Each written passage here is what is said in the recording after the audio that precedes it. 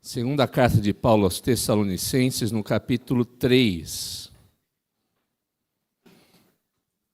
Segunda carta de Paulo aos Tessalonicenses, capítulo 3, a partir do versículo de número 6. A porção da palavra de Deus nesse texto nos diz o seguinte: Nós vos ordenamos, irmãos, em nome do Senhor Jesus Cristo, que vos aparteis de todo irmão que ande desordenadamente e não segundo a tradição que de nós recebestes. Pois vós mesmos estáis cientes do modo por que vos convém imitar-nos, visto que nunca nos portamos desordenadamente entre vós. Nem jamais comemos pão à custa de outrem. Pelo contrário, em labor e fadiga de noite e de dia trabalhamos, a fim de não sermos pesados a nenhum de vós.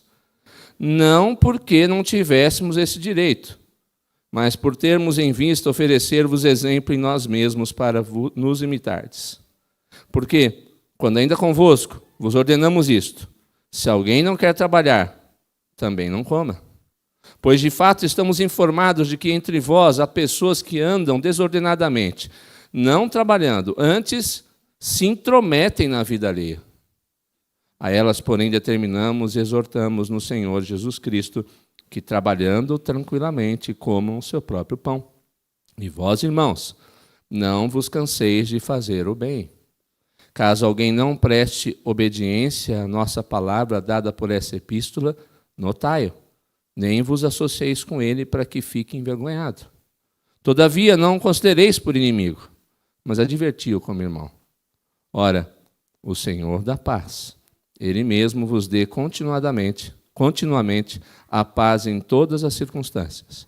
O Senhor seja com todos vós. Irmãos queridos, a igreja tem pecado. Não sei o porquê de tantas pessoas se surpreenderem às vezes com esse fato e com essa realidade. A queda atingiu todas as pessoas. Atingiu-nos também, mesmo remidos, salvos pelo sangue de Cristo, pela fé em Cristo, ainda há uma luta em nós, o pecado ainda habita em nós e precisa ser mortificado. Estamos num processo de transformação, aguardando a volta de Cristo e a nossa glorificação final, mas até lá é um processo constante, onde podemos cair, onde às vezes, infelizmente, até mesmo escândalos podem acontecer no meio do povo de Deus. Enquanto isso, como temos meditado, essa epístola de Paulo aos Tessalonicenses trata do aqui e o agora e do porvir e depois. Enquanto isso, no aqui e agora, nós temos que lidar com esse problema em nosso meio. Sempre haverá uma capa para algum Acã na igreja. Sempre haverá um saco de dinheiro para algum Judas na igreja. Sempre haverá um terreno a ser vendido e a ter um valor retido por um Ananias e uma Safira no meio da igreja. Não era diferente na igreja de Tessalônica. Paulo já havia, na sua primeira epístola, advertido a igreja sobre os problemas que estavam acontecendo ali, por causa das heresias que estavam sendo pregadas e por causa das consequências práticas na vida daquelas pessoas em relação à heresia. Isso é muito importante, aqui uma pausa. Tem gente que diz assim, às vezes, mas é só um assunto doutrinário, por que a gente tem que brigar por isso? Por que a gente tem que discutir sobre isso? Por causa, em primeiro lugar, do próprio Deus que é santo e da sua palavra que é santa, mas também por causa das consequências que a heresia sempre traz. Ela sempre traz consequências práticas nos relacionamentos, no nosso modo de se comportar no dia a dia. O problema, então, na igreja de Tessalônica, se estendeu na vida de alguns membros ou de alguns que frequentavam, eram membros daquela igreja. Alguns ouviram a primeira carta de Paulo e atenderam, mas na segunda, pelo que vemos, alguns persistiram, estavam persistindo em seu pecado. Paulo orienta como os crentes deveriam se portar diante dessa situação. E, consequentemente, como nós também, como igreja, devemos nos portar no que diz respeito ao pecado quando acontece de maneira persistente em nosso meio. Sim, Paulo está falando de um assunto um pouco desagradável, às vezes, para nós nos dias atuais, que diz respeito à disciplina na igreja. Por que devemos executá-la? E como ela deve acontecer? Então, o primeiro ensino desse texto diz respeito, e eu quero que você preste atenção, sobre a base para a aplicação da disciplina na igreja. Como é um pouco maior, eu vou repetir. A base para a aplicação da disciplina na igreja. Sim, eu sei que é um tema, como eu já disse, um tanto quanto, às vezes, para nós, indigesto. Não muito palatável. Para muita gente não desce aqui, né, pela garganta. Porque nós estamos também vivendo uma época na qual ninguém pode mais chamar a atenção de ninguém. Cada qual é livre para fazer o que bem entende, sem se importar com as consequências, e ninguém tem nada a ver com isso absolutamente. É uma escolha da pessoa. É a época pós-moderna que estamos vivendo, e às vezes as pessoas vêm para a igreja e querem trazer esses mesmos pensamentos, esses mesmos costumes, esse mesmo estilo de vida. Mas esse tipo de pensamento, irmãos, não é bíblico, não vem de Deus. Quando o pecado se torna comum na igreja, ninguém se importa com ele, a autoridade da igreja se perde, a sua relevância para a sociedade também. Deus não pode, ele mesmo disse isso, suportar o pecado ligado ao ajuntamento solene. Antes das pessoas, nós temos que dar satisfação a um Deus que é absolutamente santo. Paulo, preocupado com um problema que persistia ali naquela igreja, mesmo depois da sua demonstração na primeira carta, orienta como aqueles crentes deveriam agir e nós, como igreja, também como devemos agir. Primeiramente, tratar o pecado, irmãos, não é uma opção. Se você prestar atenção, aí logo no início, no texto que lemos, no versículo 6, ele já começa mostrando essa realidade, dando já uma paulada na cara.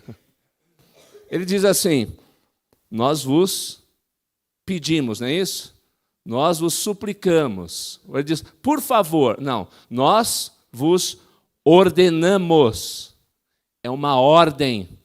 Vocês devem obedecer. Façam isso. Vocês têm que fazer isso. Tratar do pecado na igreja, portanto, não é uma escolha, sim ou não. É uma ordenação do Senhor. Fazer vistas grossas ou colocar panos quentes não é a maneira que Deus determinou para resolver o mal que acontece em nossas fileiras. A Escritura ordena que isto deva ser feito de qualquer forma. Segundo, ninguém trata do pecado na vida do outro pensando em si mesmo, porque o seu orgulho foi ferido, ou porque está esfregando as mãos aguardando aquele tão sonhado momento de se vingar de uma pessoa. Não. Ela o faz em nome de Jesus Cristo. Paulo vai dizer, não, nós os ordenamos, irmãos, em nome do Senhor Jesus Cristo. Fazemos isso e colocamos em prática porque o Senhor Jesus está por detrás do processo de disciplina e para que nós tenhamos o mesmo objetivo do Senhor Jesus Cristo, porque Ele nos deu o ministério da reconciliação. A disciplina é aplicada para trazer de volta o faltoso e não para expulsá-lo e afastá-lo da nossa vida, da nossa convivência. Terceiro, ninguém pode acusar alguém sobre qualquer tipo de pecado se não puder comprová-lo pela Escritura Sagrada. Paulo diz isso, nós os ordenamos, irmãos, em nome do Senhor Jesus Cristo, que vos aparteis de todo irmão que ande desordenadamente, e não segundo a tradição que de nós recebestes. Eu não posso disciplinar, eu não posso admoestar, eu não posso exortar quem quer que seja, se eu não puder comprovar que suas decisões, seu comportamento, suas palavras, a sua vida não estão de acordo com a Escritura Sagrada. Eu não posso chamar a atenção da pessoa porque eu não gostei, ou porque ela não está vivendo o meu padrão, ou porque ela não está seguindo a minha cartilha, ou porque ela não está fazendo o que eu quero. Não, ela só pode ser chamada a atenção ou disciplinada quando ela não está de acordo com o santo padrão da palavra de Deus. Paulo deixa isso muito claro. Ele diz àqueles crentes que eles devem fazer ou passar por esse processo por causa da tradição que receberam dele e dos pastores, muito possivelmente Silvano e Timóteo, aqueles que eles ensinaram a partir da palavra de Deus. O pecado só pode ser chamado de pecado quando for uma falta em conformidade com a perfeita palavra de Deus. Essa é a base da disciplina na igreja. Mas há uma segunda lição baseada nesse texto. O pecado deve ser identificado e nomeado. Muitos estranham a base da disciplina na igreja, dizendo que se expõe aquele que por ela passa. Eu lembro, há muito tempo atrás, isso acontece também entre pastores, talvez tenha citado isso aqui, eu recebi um processo, eu era vice-presidente de presbitério, recebi um processo que era na minha mão, contra o presidente do presbitério. E um dos pastores que era amigo dele, virou para mim, no meio da reunião, tribunal que acontece, tribunal eclesiástico, levantou bravo e disse: reverendo, deixe isso para lá. Queridos, não dá para deixar para lá. Esse texto da Escritura é um claro exemplo do motivo pelo qual nós, muitas vezes, com dor no coração, temos que agir assim. Não haverá quebrantamento, temor entre o povo de Deus e mudança se não houver a indicação, o confrontamento claro sobre o pecado cometido para que a pessoa possa ser restaurada diante de Deus e das pessoas. E Paulo faz isso. E nos traz importantes princípios para a vida cristã e para a vida em sociedade. Ele fala aqui de um pecado específico. Então, nós temos o pecado específico, mas nós temos também o aspecto genérico que a gente aplica para qualquer outro tipo de coisa. Ele é claro, ele diz assim, olha, tem alguém pecando, fazendo alguma coisa errada. É isso que está escrito aí? Não. Ele diz, está havendo um pecado, eu quero dizer, se alguém que não trabalha também não coma. Por causa daquele ensino errado, lembra que eu falei, doutrina está ligada à vida prática, heresia está ligada à vida prática e pecado? Então, eu estava dizendo, Jesus está voltando, vamos parar de trabalhar, não precisa mais trabalhar, ele vai voltar logo. Para que continuar trabalhando? Alguns crentes daquela igreja, persistindo nesse erro, largaram o trabalho, não faziam mais nada, aí no outro dia estavam lá na porta do crente fiel. Ô irmão, vim tomar café com você. Posso me estender e ficar já para o almoço? E de preferência, se eu puder ficar para a janta também, seria melhor para mim. Fazia isso todos os dias. Ele escolhia lá na agenda, no hall de membros da igreja, ia lá. Hoje eu escolhi você. Posso tomar café aqui? E se tornava o quê? Um peso para quem estava trabalhando. Então, Paulo passa o princípio aqui. Quem não trabalha, não... Isso vale para tudo. Vale para a igreja, vale para a política, vale para a sociedade. Nós cristãos não podemos aceitar qualquer princípio que incentive qualquer pessoa a não trabalhar. Eu não estou falando aqui de aspecto ideológico, estou falando de Bíblia, gente. Quem não trabalha não deve comer. É claro que eu não estou colocando todo mundo na mesma situação. A gente está enfermo. Tem gente que está passando algum tipo de dificuldade, está procurando trabalho há muito tempo, não consegue recolocação. Estou falando de quem é preguiçoso, que quer viver a vida às custas dos outros. O princípio está aqui. Então, eles estavam trazendo problemas para a igreja, porque estavam se tornando um peso desnecessário para os demais membros. Porque os demais membros tinham que trabalhar. Quando alguém não trabalha, alguém tem que trabalhar o dobro. E tinha que sustentar aquelas pessoas. E, além disso, o que acontecia com aqueles preguiçosos espertalhões?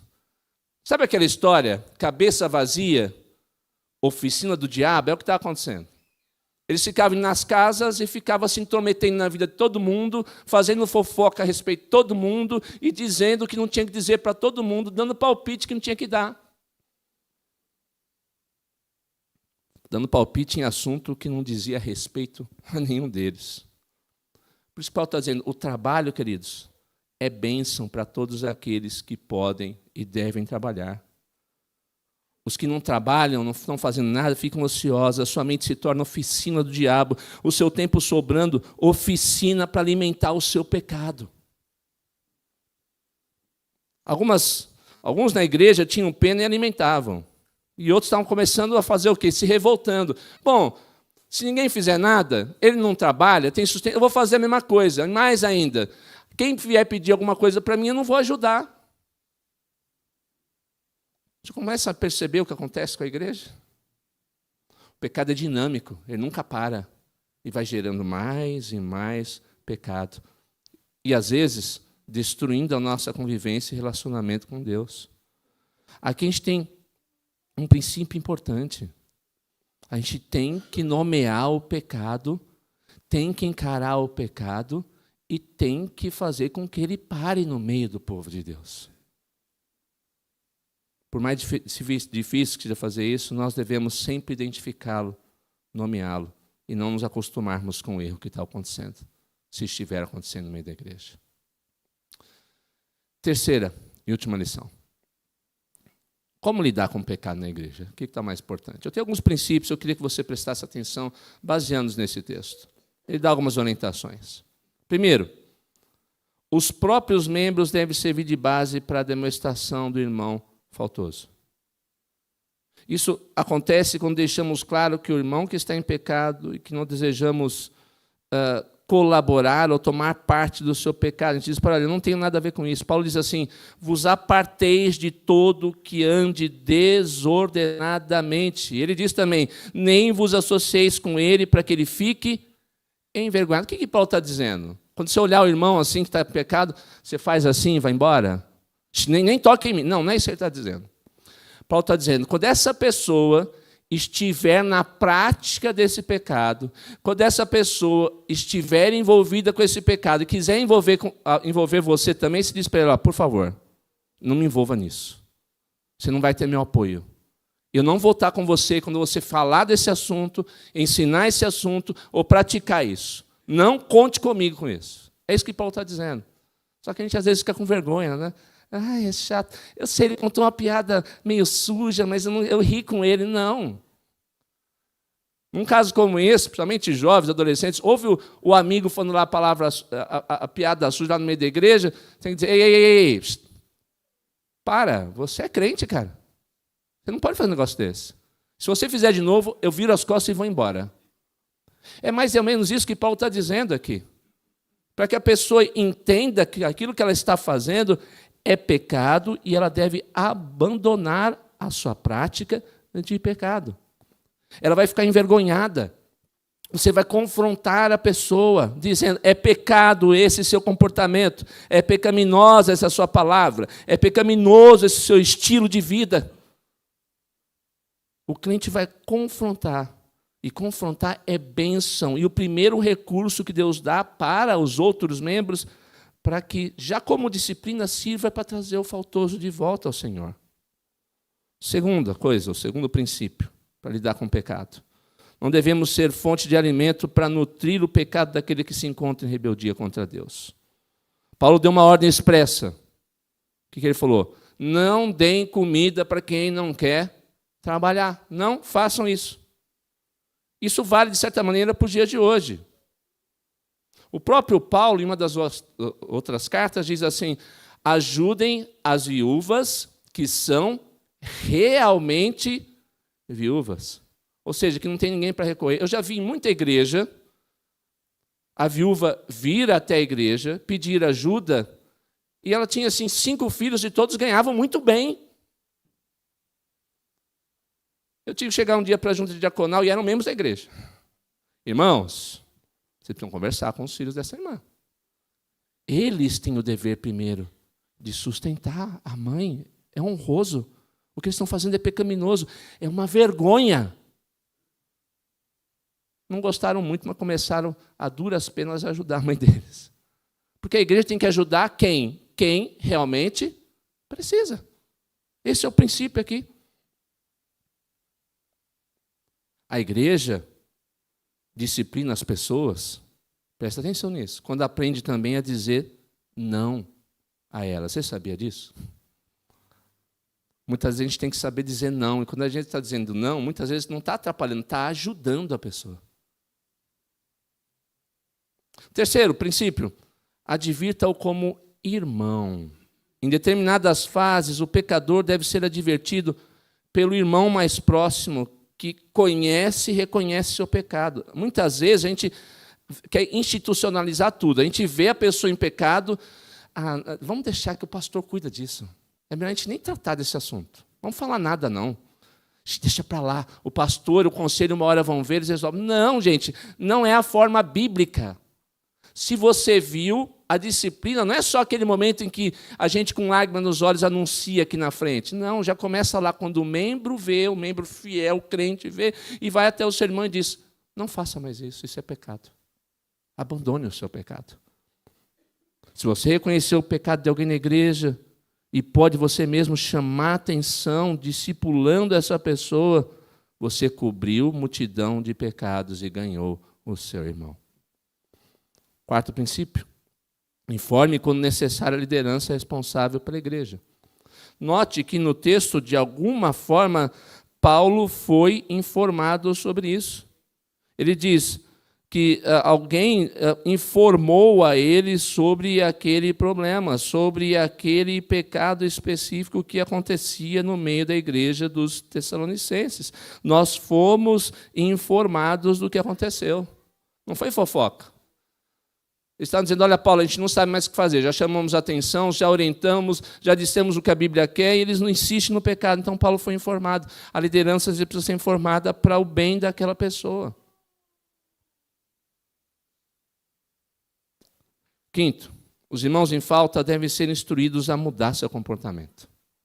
Então, o princípio aqui é simples. Quem não trabalha, não adianta só falar, você não está trabalhando, você tem que dizer, você tem que trabalhar e ganhar seu próprio pão. Quem está, o princípio está dizendo aqui, quem está agitado ou se intrometendo na vida alheia, tranquilize, é o jogo de palavras de Paulo. Você está agitado, olhando, porque não tem trabalho, vivendo a custa dos outros, então você está tendo tempo para ficar se intrometendo na vida dos outros, agitado com essas coisas, trabalha que você vai tranquilizar o seu coração. Quando a gente está trabalhando, fazendo uma coisa importante, a gente não tem tempo para fazer o que não deve. Então, nós, quando vimos algum irmão em falta, não devemos apenas dizer, olha, você está errado, devemos dizer também o que ele tem que fazer de certo. O que ele deve fazer a partir de então. Porque nenhum comportamento pecaminoso vai deixar de existir, se não adotarmos uma submissão obediente a Deus na prática da sua palavra, mudando o nosso estilo de vida. Sexto princípio. A igreja deve prevenir-se quanto à prática do pecado. Então, além, como no início da carta, do texto que lemos, além de submeter-se ao senhorio de Cristo, além de conhecer a palavra de Deus e torná-la uma regra de fé e prática, a igreja carece também de exemplos a serem seguidos. Paulo podia viver à custa da igreja. Tem gente que pega esse texto aqui e está dizendo, está vendo? Ó, o pastor tinha que trabalhar. Não é nada disso. Paulo está dizendo pelo contrário, eu tinha o direito que a igreja me sustentasse, porque eu servia a igreja. Mas eu, Silas e Timóteo, por nossa própria escolha, vendo o problema da igreja, resolvemos, ninguém tinha que exigir isso de nós, resolvemos ser exemplo para esses preguiçosos que viviam às custas dos outros. Então, há outro princípio importante, irmãos. Nós precisamos de homens e mulheres na igreja que sejam exemplo de vida santa, de vida cristã, de vida com Deus. Porque senão, principalmente os nossos jovens adolescentes não terão um referencial a ser imitado e seguido. Paulo diz, eu resolvi ser exemplo e pagar o preço. A disciplina será menor, quem sabe até deixará de existir em nosso meio, quando tivermos homens e mulheres decididos a se levantar e dizer, eu serei o exemplo de santidade para essas pessoas no meio da igreja. Senhor, ajude-me em minhas limitações e fraquezas, para que eu possa ser assim para essas pessoas. Sétimo, os crentes não devem ser contaminados pelo erro dos demais, mas devem seguir o seu objetivo de agradar a Deus, ou seja, de fazer o bem. Paulo está dizendo isso, olha, não olhe, por exemplo, a gente é sempre assim, né? Quando a gente quer deixar de fazer uma coisa, a gente tem um monte de exemplo ruim a ser seguido. A gente se pega ao exemplo ruim. E quando a gente devia fazer o quê? Olhar para o exemplo bom. Quem é o grande exemplo da nossa vida? Jesus, gente. Ele é a nossa meta, Ele é o nosso alvo, Ele é o nosso exemplo, é Ele que nós devemos imitar. Mas, pastor, olha, eu estou vendo um monte de gente lá que não está fazendo isso. Aquelas irmãs lá fazem aquilo. Aqueles jovens fazem aquilo. O problema deles. Você tem um Senhor a quem você deve imitar, seguir e servir.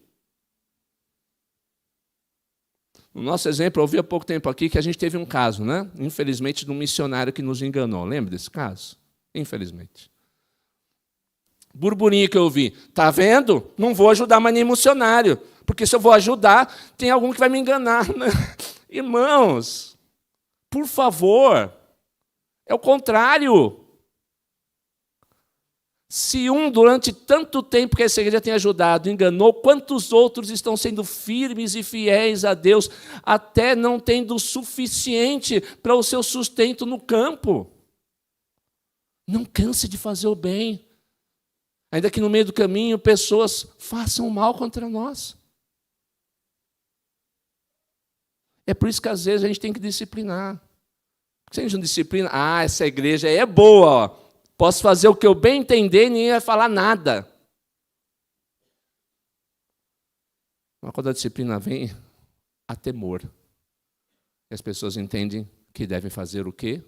O bem, não o mal. Mas tudo isso, irmãos, é extremamente desafiador. Quem é que pode fazer tudo isso? Quem é que não tem pecado? Como chamar a atenção e demonstrar o irmão?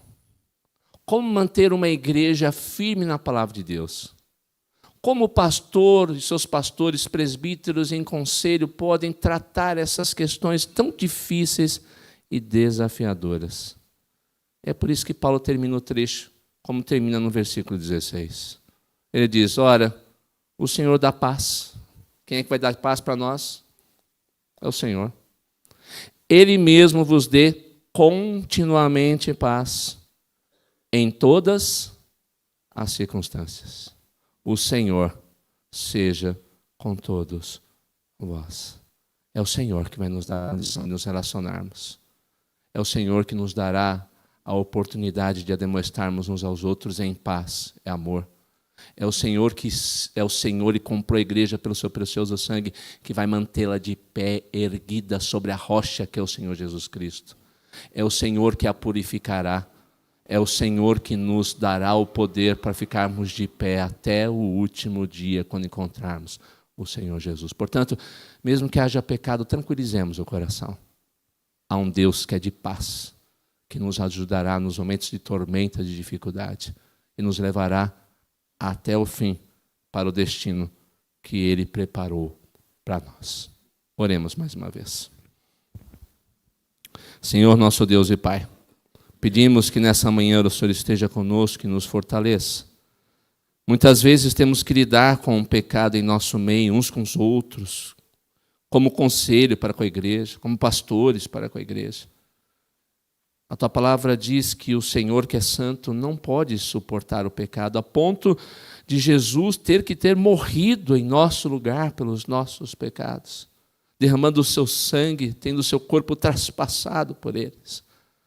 O pecado não é uma coisa simples, não é uma coisa que simplesmente podemos deixar para lá. Ele deve ser confrontado, confessado, abandonado. Então, o faltoso deve seguir o Senhor e os seus preceitos para uma vida de santidade. Estamos nesse mundo caído, no aqui e agora. O pecado muitas vezes acontecerá em mim e nos demais irmãos e precisamos da ajuda uns dos outros. Por isso o teu corpo, a igreja, é tão importante. Dá-nos força para que isso aconteça. Ajuda-nos a te servir, a amar os nossos irmãos, mesmo quando temos que chamar a atenção deles. E ver uns aos outros crescendo em um processo constante de santificação para a tua glória. Esteja conosco, abençoe a nossa escola dominical, abençoe a cada um dos professores, Abençoe os irmãos que, quem sabe, não puderam vir por enfermidade, por alguma dificuldade, estão acompanhando dos seus lares. Enfim, abençoe o teu povo, a tua igreja. Eu oro em nome de Jesus. Amém.